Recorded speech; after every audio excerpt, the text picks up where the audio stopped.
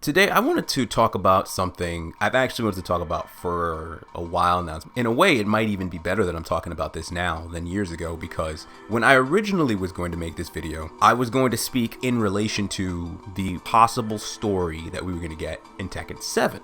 After having played that game back when it came out and going through the story and seeing what it had to offer, it didn't tackle on some of the elements anywhere near as much as I was hoping, which means that there's still a possibility that will get more explained in Tekken 8. So in this particular case, I'm mainly referring to the nature of the Devil Gene in Tekken. And I want to talk about this because I find that to be one of the most elusive aspects of the Tekken lore, and it's one of the most interesting ones for me. So I'm just going off the top of my head here and some of the stuff I still remember because it's been a while.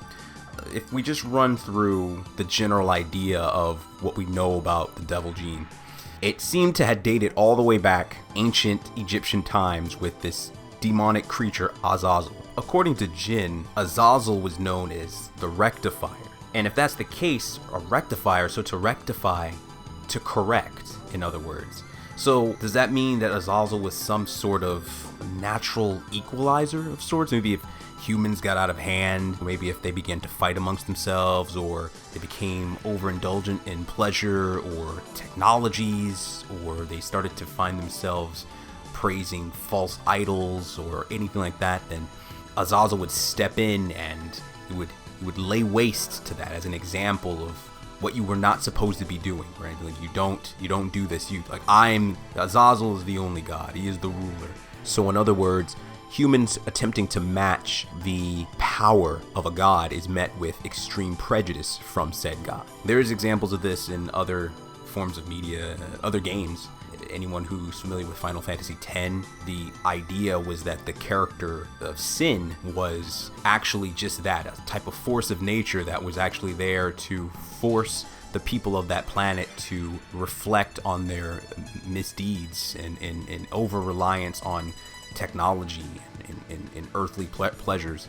I believe in Valkyrie Profile 2, they did something kind of like that, where there was a kingdom, and they showed this in the first Valkyrie Profile as well, I believe, where there was a kingdom where I guess they started to develop too much too quickly. The gods grew uneasy and decided to send their warriors to go down and destroy the kingdom. This is all based off of real life religious philosophy, though I can't remember what religion it's based off of. And so perhaps Azazel represents something like that, a type of equalizer, something that corrects the natural order of things. So maybe Azazel was something akin to that, something that kind of swooped in and made sure that the world stayed on a certain course, so humans didn't get too big for their britches. He'd come in and he'd just kind of like, nope, and just destroy that. And then that would be used as an example of what you don't do, right? And so then people wouldn't fall out of line anytime anyone would try to do that or try to gain power similar to Azazel or something like this. He'd come in and he would just wipe them out. But however it worked, Azazel seems to be the beacon of the beginning of this power, right? And so he was sealed away, or it was sealed away, and temple, I believe the temple, its own temple, and it was used as a prison to seal Azazel away. Fast forward, Kazuya Mishima has this demonic power within him. Tekken 7 shows us that he got that from his mother, instead of it being some kind of necessary like deal with the devil or anything like that per se. He got it specifically from his mother's side of the family. Now, there's one thing that I think is very interesting, and this is one of the things that makes the Devil Gene very interesting to talk about, I think, is that there's so many different ways to kind of theoretically, or metaphorically, I should say, speak about the devil. Because you could say making a deal with the devil is a metaphorical way of saying two people having a unholy union together. So you could say that Heihachi made a deal with the devil by having this union with someone of the Hachijo clan in the form of Kazumi Mishima. Kazumi thus had these demonic powers within herself, and between the union of Heihachi and Kazumi, they gave birth to Kazuya, who then had those same demonic powers passed on to him. Kazuya then has a union with Jun Kazama. From that, we have Jin Kazama. And then Jin Kazama has demonic power within him as well. What is the Devil Gene? right? Like, what is it?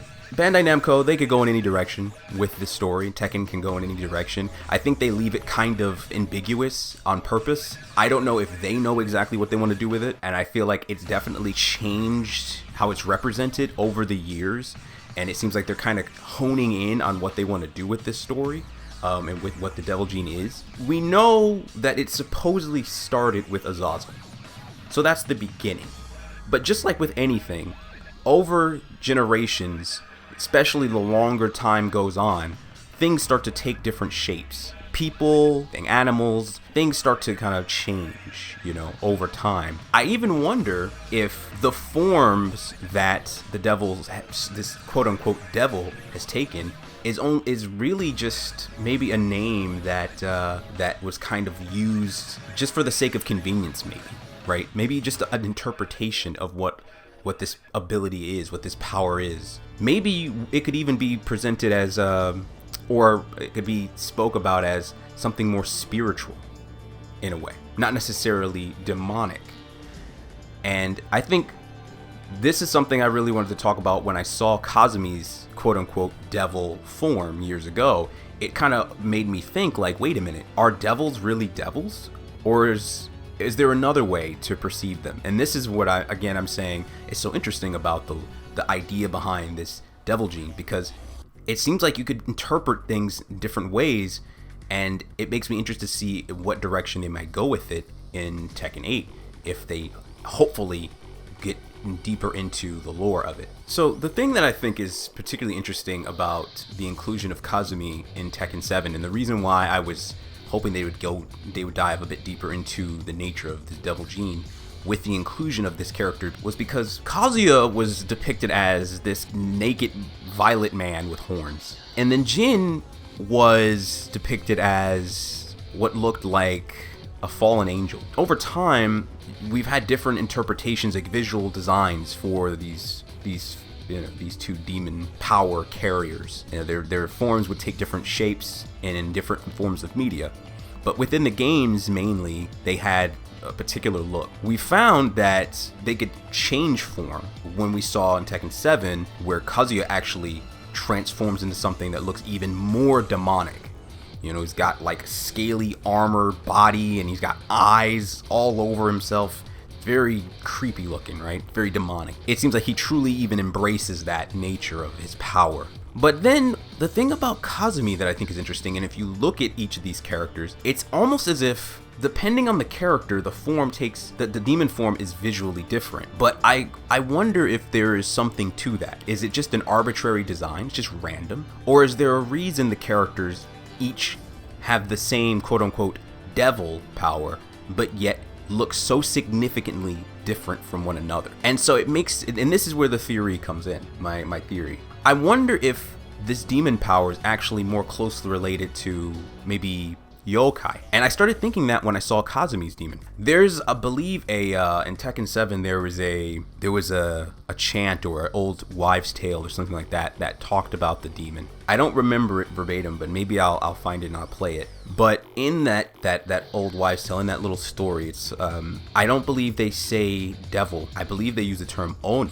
and oni is, I believe, basically a Japanese demon, like their interpretation of demon. But one of the things I think that's interesting is that there are also yokai in Japan, right? And they believe in this potential idea of yokai. And yokai exists as these spirits in different things, whether they're organic or inorganic things. Just they exist in all things. Just like how some religious people or certain religions believe that there is that God exists in all things. So I guess it's a similar idea. It's just whether you believe it's a single God or a multitude of different spirits varies. But the yokai take various forms, and there's various different yokai that exist in different things and have different traits and qualities, based on what they exist within. And in that sense, that means that they're very different depending on what they do and the way they exist, right?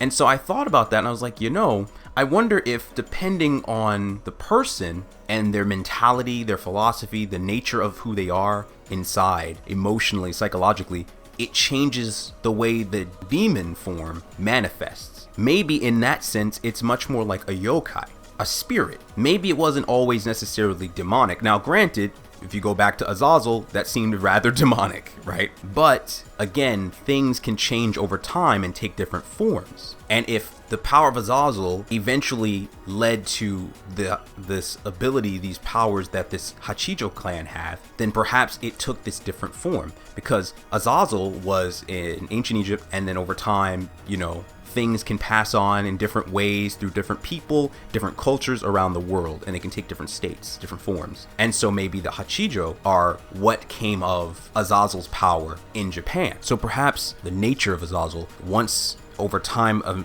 infused into human genes, started to take various forms. Because if we remember, Azazel was the rectifier. So the nature of Azazel was to correct. So then perhaps once that power was infused into human genes, it started to become flexible and change in accordance to the desire of the human. So if you were one of great malice and vengeance, the powers that you had would manifest into something very demonic and vicious for the sake of destruction. Like Kazuya is just pure malice and anger and hatred towards his father. But perhaps if you were maybe a character of more grace, you would change it to something that had a look that was much more akin to a deity. In the case of someone like Kazumi, who was trying to do something seemingly for the sake of the betterment of the world. I think this is pretty clear when you look at the difference between Kazumi, Kazuya, and Jin. Kazuya, when we're introduced, again, purple dude, right? He's basically a purple version of just like Satan. You know, just instead of all red, he's all purple. Devil verbatim. And then as he evolves more and becomes more, goes down a darker path, becomes more and more evil during the course of Tekken 7, he's very single-minded in his goal of vengeance. He doesn't care who he has to go through to get it. He wants vengeance, and that's what consumes him. Because ever since he was a child, and he was basically disowned by his father, more than disowned, really. His father tried to take him off the map. He's lived for vengeance. That was his everything. His whole life. Now, all the way from a kid up to being like a middle-aged man, all he wants, every moment, every waking moment, he seems to have just wanted vengeance. And that manifests into, at the end of Tekken 7, this extremely demonic creature covered in eyes and scales. When he was fighting Heihachi in that volcanic pit, he looked like he was born of that volcanic pit. It looked like they were supposed to be in hell, and he was a denizen of said hell. He looked completely demonic. Like there was almost no human sanity left in just if you looked at the representation of his design. If you look at Jin, when he goes into his demonic form, he's pale skin. I think he has like darkened lips. His fangs, almost vampire looking, like vampiric. His gloves turn to kind of like claws, talons on them, almost like they assimilate onto his arms. But then his wings are blackened wings. They look angelic, but pitch black, like a fallen angel. So one who's fallen from grace, as if he was graceful and beautiful at one time and has fallen. And so the thing that's interesting about that is Jin doesn't seem to really want anything to do with this bloodline. He's trying to escape it. He wants it to end. And all of his actions show this. He just wanted to just kind of hang out and be with his mother and maybe just live a normal life, go to school, maybe hang out with Xiao Yu, who knows, right? But he never really had the opportunity because there was always things getting in his way of just being a child and, you know, living a normal life. There's always something popping up, whether it had something to do with Ogre or had something to do with Heihachi betraying him, and then the whole thing with Devil Gene, and he never had the opportunity to really just be a kid. And just, you know, it's like the bloodline it was manifesting within him, the same anger and hatred that was being built up between Kazuya and Heihachi in the feud between them was manifesting in Jin, and he was like, I want none of it. He's like, he doesn't want this to dictate his life. That's their problem, their feud.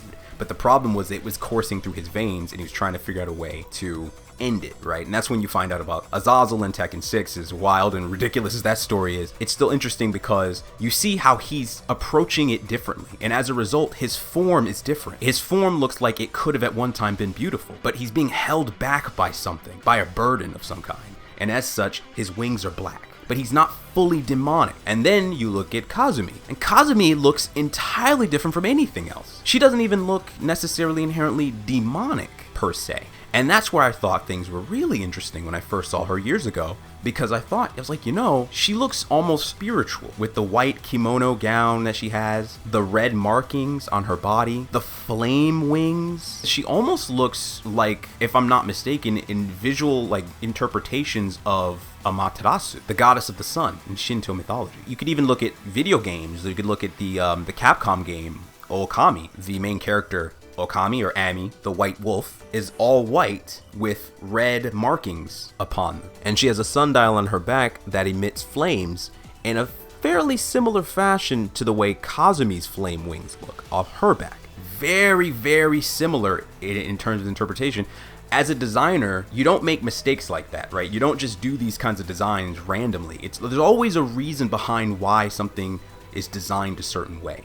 There's always a thought process behind it. Why would Kazumi look like a sun goddess, but be considered a quote-unquote devil? It's interesting, because with her, it's almost like she was a spirit or a goddess or something like that in terms of how her design was represented. It didn't look necessarily demonic or scaly. I wonder if that has again to do with the type of person she was and what her goals were, and so therefore how it manifested within her. It seemed like her goal was to stop Heihachi, because Heihachi, I guess, was prophesized to be a blight on the world, and the Hachijos, I suppose, are maybe similar to Azazel in the sense that maybe, if I'm using the word rectify right, they're meant to try to correct problems that they see that happen throughout the world. The Hachijos do that same thing.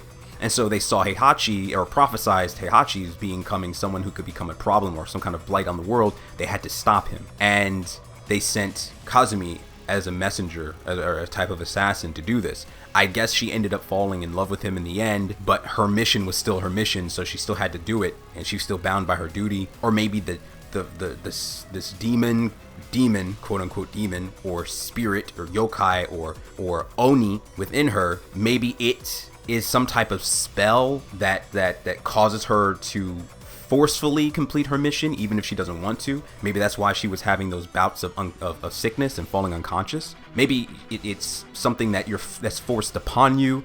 Who knows, right? It's really a lot kind of left out for interpretation, which I think is what's so interesting.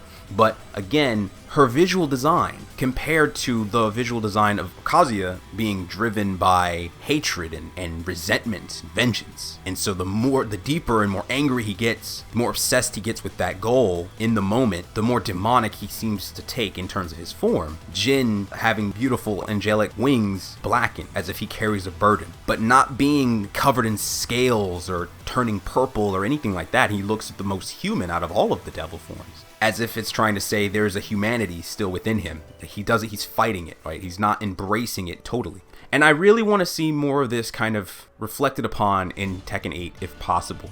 Really lean deeper into the nature of the Hachijos and where they've been.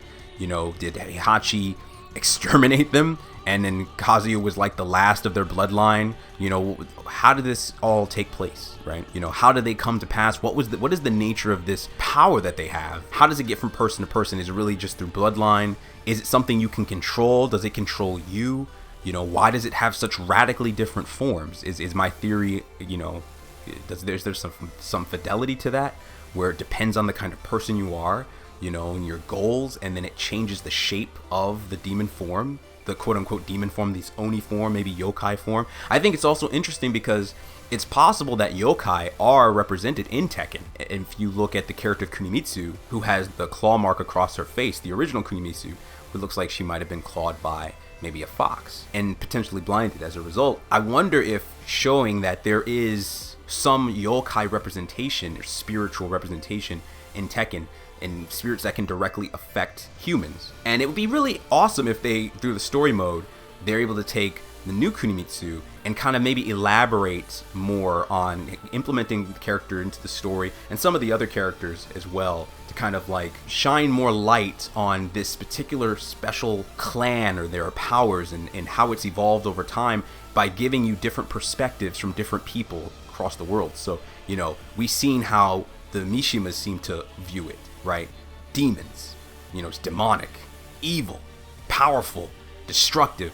But then maybe Kunimitsu might have a different perspective on it, you know, something more spiritual. Allows to kind of present the player with different ways to look at how this abilities come, you know, kind of passed down from between Azazel ancient times all the way up to modern day, and the different perspectives on it. Maybe it's affected different people in different ways. Maybe there's all kinds of people in the world who have some spin-off ability based on what Azazel was. They didn't all end up like evil demons plagued by hatred, which brings me to the Kazumas. The Kazumas also have a power, and it seems like that power can kind of satiate, like soothe or dispel this demonic form. Well, where do they get their power from? Where's that stem from? And I thought, you know, maybe it's actually stemmed from the same place, and it's something kind of like maybe like in Soul Calibur. If I'm remembering this right, and I might be off base with the story on Soul Calibur, but in that story, if I'm remembering, there was Soul Edge, and then there was like some clan that created the Soul Sword, Soul Calibur, from remnants of Soul Edge or something like that. Like they purified it and was able to create a counterbalance. I don't know if that's correct or not, but the idea here is that the Soul Sword of Soul Calibur is kind of like the vaccine. So if you have Azazel, Azazel is the Soul Edge. And then you have, over time, a clan that was able to purify that same power and circumvent it into something that can heal instead of hurt and destroy. Almost like you're using, almost like a vaccine. The vaccine uses the virus within it to create a countermeasure. Maybe the Kazuma's power is that vaccine. It's the countermeasure, and that's its own clan, right? And so you have Jun Kazuma, and you have Asuka Kazuma. And so even though Asuka probably doesn't know anything about her power, and she's probably far removed from that clan, she just lives her normal life doing her own thing, she still has remnants of that ability within her, which we see represented in her Tekken 5 ending with Jin. If we look at Unknown, who originally, if you go back to Tekken Tag, I believe Unknown was supposed to just be kind of just that, unknown. We weren't supposed to know who she was. I don't know if she ever really necessarily was supposed to have any connection to Jun original, but given how she seemed to default to Jun's moveset and everything, her starting pose and all this, and she seemed to have this spirit, this wolf spirit of sorts that was behind her, seemingly brainwashing her, like it was using her as a vessel for its own will, and she wasn't really under her own control until you beat the game with her, if I'm remembering this correctly, and then she's able to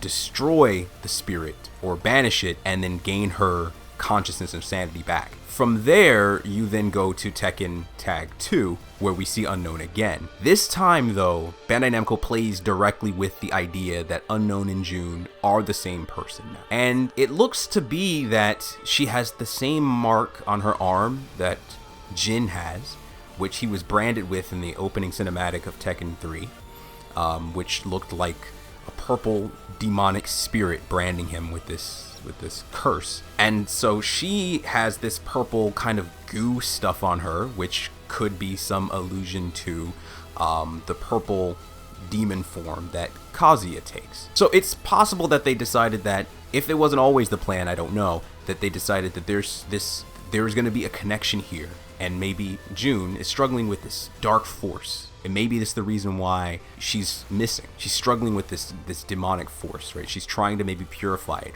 rid it from her body. And this curse. Perhaps she realizes that when two demonic forces are together, it can become catastrophic. When Kazuya and Jin, Ogre and Jin, Azazel and Jin, when they come together, it seems to magnify and become destructive, right? And it seems that that's, I believe, part of what the lore was in Tekken 6 when it came to the destructive nature of this demonic power when these two forces in the forms of Mishimas would come together. Perhaps Jun is aware of this, and she realizes that with how ridiculously powerful and destructive Jin's demonic form is, if he's to come in contact with her while she has this curse upon her, this ability, this demonic power within her, it could be catastrophic, and who knows what might happen. And she's trying to spare the world as well as her own son and herself by keeping themselves separate while she tries to figure out how to go about perhaps using her abilities as a Kazuma and the powers that they seem to have and exercising this curse from her. Perhaps. But the idea here is that there is a spirit controlling Unknown. Spirit, or yokai, right? Not necessarily, or Oni, but not necessarily devil per se, but perhaps, right? And so this is what I mean with the interpretation. I think it's very interesting. So anyway, this is just some theories that I just had batting around in my head for a while, and I thought it'd be cool to just kind of talk about it. And I originally was going to talk about this for Tekken 7 years ago, before that game came out, because I knew they had to speak about the Devil Gene more in depth or something with the inclusion of Kazumi, but they ended up not doing that. We only got hints of it in the form of finding out that the Hachijos was a clan that exists, and that's where the Devil Gene came from. So now I want to see them kind of, really lean into more about this in Tekken 8.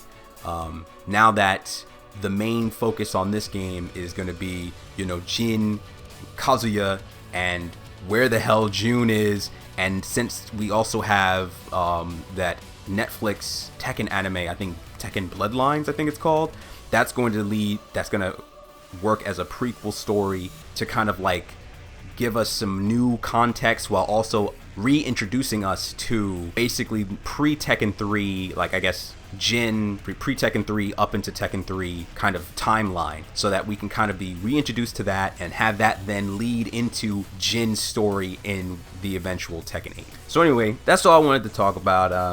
I don't know how structured this was. It was off the cusp. I was kind of just going off the top of my head, but it's just theoretical stuff. I'm curious about like whatever other ideas other people have in terms of the nature of this devil gene from the Hachijos. It's considered the Oni. It takes these various different forms like yokai, and it all started in Egypt. You know what I mean? Like kind of like how humans, supposedly we all started in Africa and we kind of spread out from there. So there's kind of like there's ground zero, and you kind of like then spread out, and different people are born due to location, climate, circumstance, flora and fauna. Maybe it's the same thing with Azazel. Its power was divided and changed based on the types of people and who they were and where they went and how they grew and lived their lives. So anyway, what do you guys think about that? What other theories do you have about it?